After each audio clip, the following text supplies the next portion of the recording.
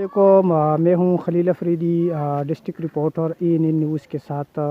یہاں پر ہم یہاں پر جلوزائی کیمپ میں، ترکمن کیمپ میں ہمارے سے ایک بندہ، وہ بھی جو ہے نا یہاں پر علاقائی مسائل پر بات چیت کر رہے ہیں۔ یہاں پر یہ آئی ڈی پیز ہے، اویل حوالے سے کیا بتا رہے ہیں؟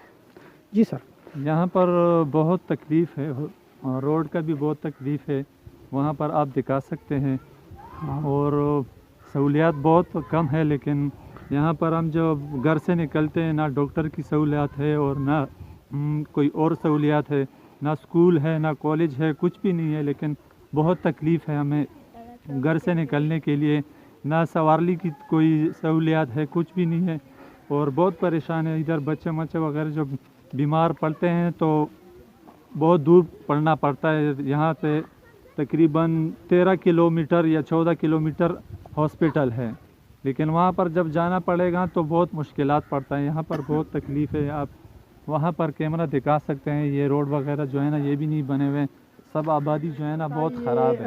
کہ آپ یہاں پر آئی ڈی پیز ہے، یہاں پر ترکمن میں جلوزائی کیمپ میں رہائش پذیر ہے، تو آپ یہاں کی جو حکومتی نمائندگان ہیں ان سے کیا مطالبہ آپ لوگوں کا؟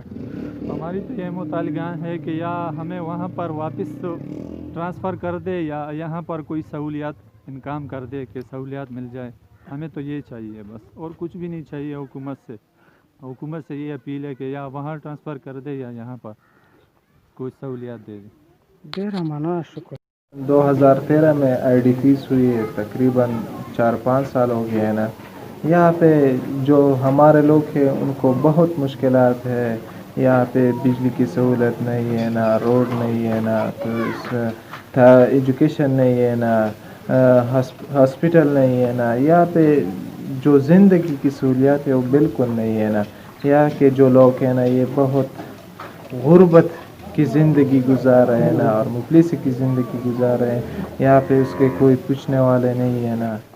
ہم جو یہاں کے حکمران ہیں، یہاں کے جو گورنمنٹ ہے، ہم ان سے یہ مطالبہ کرتے ہیں نا کہ ان لوگوں کو باعزت طریقے سے واپس کیا جائے۔